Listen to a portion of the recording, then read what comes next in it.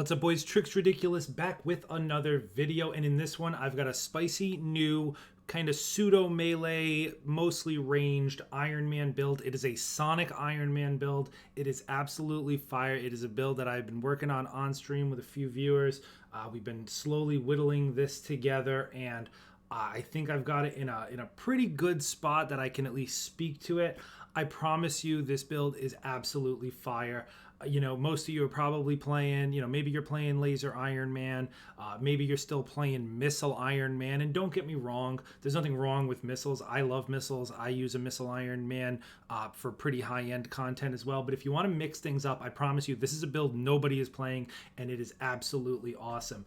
So it's really revolving around Sonic lasers. Now, I know that might sound a little weird, right? But the reason it works so well, you'll see in the gameplay, is because we're essentially using the lasers primarily for melee. Of course, you can still use them, from range. You can fly around, you can aim down sights, and we will be doing that a lot, and you'll end up doing that quite a bit, when you're just playing this through normal missions. But for the most part, for larger targets and larger groups of enemies, we're going to be actually using the laser swipes, his almost melee, if you will. So these right here, the Photon Samurai, the actual 3-tap triangle combo. Now, this is considered a heavy attack, but it is still a laser attack, okay? So it really will be doing damage based on our lasers, okay? So it's going to be doing that sonic damage. Now, here's the thing. This is the secret. This is what a lot of people don't know, is that attack, it doesn't say it anywhere, but this attack also does plasma damage. Now, it doesn't accumulate plasma, so try to stick with me here because this is a little tricky, but it will do plasma damage while not actually building plasma bars. But the reason that works so well is because we will let an automatic battery effect. So I'll show you what I mean. So let me do this. Let me unequip. I'll just move it to something that's just like missiles. Okay. And we'll just get a random enemy here.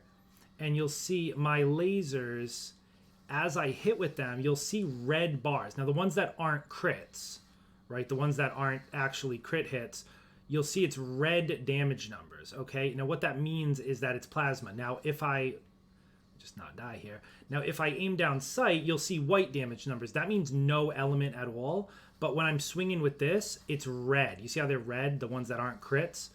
Those red damage numbers are actually plasma damage. Now, you'll notice that it's not actually building any plasma, right? So the guy doesn't have plasma on him. It's not building any plasma, but it works anyway with Sonic. So let me show you. Now, this guy might be dead before I can actually do it, but let's say I load him up with Sonic. Now, I can do it by aiming down sight. Oh, he's dead anyway. We'll do it on the next one. I can do it by aiming down sight or just by the actual swiping, with the lasers anyway. Or you could even do it with your L2, with your Sonic your arc overcharge, right? But let's just say, here we go. So we'll get him Sonic'd up. So now he's primed for Sonic, and then watch this, battery effect. All right, we're gonna get the battery effect from our swipes. Now, it won't work from the ADS, but it will work from the swipes. Same thing. Now, you would think Sonic is a cool damage type, but look, now these guys are all shocked up. It's battery effect all over the place. All battery effect, because those attacks deal plasma. They deal a hidden plasma, okay? So we're basically a Sonic build still at heart, and you'll see in the gameplay, we're still going to be applying Sonic primarily, but once someone is Sonic'd up, that's when, look at that, 134,000 with a damage buff. That's where the plasma in your swipes is going to really take over as that battery effect, okay? So that's basically it for the build, honestly, as far as how to build this. So if you look at this piece I've got here, I got this in Wakanda. This is really where you get these pieces.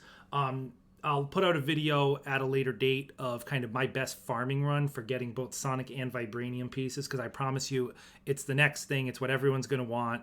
This is going to be the meta, getting these pieces moving forward.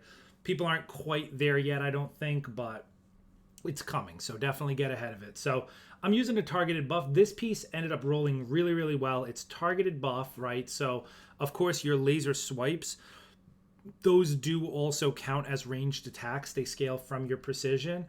So hitting an enemy when you're swinging your lasers around or aiming down sight or flying around, anytime you hit an enemy with a crit, basically, it's going to give us a chance of getting that damage buff. So really easy to get damage buff on this build. Lasers deal sonic, obviously. And then this one happened to roll with Expert Spark, which is pretty nice. So defeating an enemy with a ranged crit, which of course, once we are in our damage buff, most things are going to be crits. So that works out really nice. We do get heroic charge burst pretty often. All right, and because you'll notice in the gameplay, as we're hitting guys with this sonic, we're applying sonic, guys are going to be soniced up all over the place.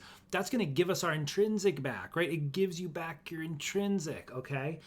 It also gives you back some heroic. It's not much, but when every single enemy gets hit by it, you're going to get enough back to be able to, laser swipe, use your lasers pretty much indefinitely.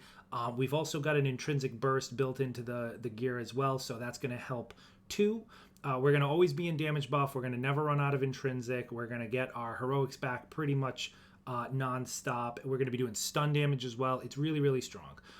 So in terms of the rest of the gear here, so this one here, this is a really nice piece. Now, you could go with a couple of different options here. A lot of people like to go with... where is it? Something like this that has overcharge flare. Now, the element and the, most of this doesn't matter too much, but overcharge flare, the third perk, increased critical attack damage while overcharged. So this will basically double your damage. If you activate your overcharge and you have a damage buff, it's basically going to double your damage. So this is really strong for, single target damage, for bosses. The build itself is not the most powerful against bosses. It's not like a boss slayer like a Thor or a Hawkeye, but it's certainly respectable. It can definitely get bosses done. So if you're really if you're in Super Adaptoid or you're just trying to farm villain sectors, this would probably be the piece I would go with. But a little bit more of an everyday piece would be something like this. This works really well for a couple of reasons. So I like Armory Boon. It's just a flat crit chance increase for all weapons. So it's just a flat crit increase. This would happen to roll Precision Resolve, really perfect. And then Faultless Empowerment is actually not useless. Intrinsic Burst obviously is fantastic on Iron Man, and even though we're not really meleeing, we are going to be doing a lot of takedowns. So you'll see in the video as well, in the gameplay, a lot of takedowns being done with this build, right? Because of that, takedowns do count as melee. So if we're in damage buff and we do a takedown, most likely it's going to be a crit. That's going to count, that's going to have a chance of proccing that intrinsic burst on Faultless Empowerment. So it's not a completely useless perk. It does come up quite a bit. We do have other ways to get intrinsic burst because of how useful it is on Iron Man. But I think Armory Boon, crit hit chance for weapons, and decent stats, that's what you want to look for in a melee piece. We already went over the ranged piece. Like I said, try to go for something like this. You don't need the Expert Spark, but targeted buff, laser scream, that's really what you're looking for. Defense, now I don't have the most perfect defense piece. This is actually what I was previously using when I was using Tachyon Surge on crit with missiles. This is kind of how I got my damage buff, was reactive buff, which of course works really nice in Omega level threats and in Tachyon Rifts because you're constantly taking that tick damage. But if in a perfect world, I haven't gotten the right piece yet, but what I would like to get is a reactive Jarvis barrier. Because we don't need damage buff, we're using obviously targeted buff, right? So we don't have a problem getting damage buff. I would like reactive Jarvis barrier or reactive defense buff. I would recommend trying to grab one of those. Obviously, Precision Resolve, those are the pieces, or Precision Valor Resolve, obviously those are the big three, right? So whatever you can get it with. But this piece, still the best piece I own, for this slot in terms of Iron Man. So once I get a Jarvis barrier piece, that'll be the upgrade here. And then coming over to the heroic, so I'm using an Apex Blessing Reactor. So really what this does, it's just got good stats, Valor, Precision, Resolve, and then it's got lethal empowerment. So chance on defeating an enemy to grant an intrinsic burst, and then successfully landing 16 rapid hits will grant an intrinsic burst as well. So really just extremely helpful to just keep your intrinsic up at all times and even put you into supercharge.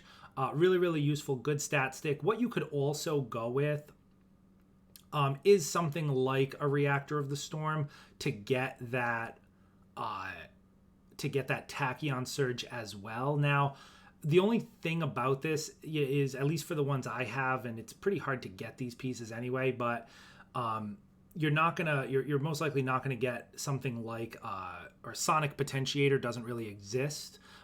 You might be able to get away with a Plasma Potentiator, but like I said, the plasma damage that the swipes do is kind of like a hidden plasma, so I don't even know if it'll affect it. And then, of course, you'll have to get the stat roll that you want, which unfortunately everyone that I'm getting rolls with Might. So, if you could get like the perfect, Tachyon Surge piece, that might work. But again, remember, intrinsic is really important as well. So I think just a safer overall piece, go with something that has intrinsic burst on your heroic, and you'll be good to go there. So that's really it. And then for our ISOs, it's really just blue ISOs, pretty straightforward. And then we're using Tactagon. You can also use the Ring of Nebelung because we will be doing a lot of takedowns, but it's not super necessary. The Tactagon will give you the most DPS, so go with that one. Or if you feel like you want to be activating your heroics more, go with the Ring of Nebelung. Neither one of them is a bad choice. I wouldn't recommend anything outside of those, though. All right, so really that's pretty much the build, guys. I mean, the skills are, kind of build themselves. I would recommend Arc Supercharge for the extra duration of the Arc Overload. And then, of course, with that is the Arc Jolt's really the only one that goes with it. You could also go for EMP, but I wouldn't recommend it. This is a really nice skill, but when you get into a group of enemies and you activate your Arc Overload, you'll see in the gameplay, we're not doing it so that we can do takedowns. We're doing it so that we shock them, so that we can blow their brains away with some plasma sonic swipes. And it's just going to be battery effect city, okay? So not really looking to just do a couple of takedowns. We're really looking to prime the whole group and keep our overcharge up for a little longer.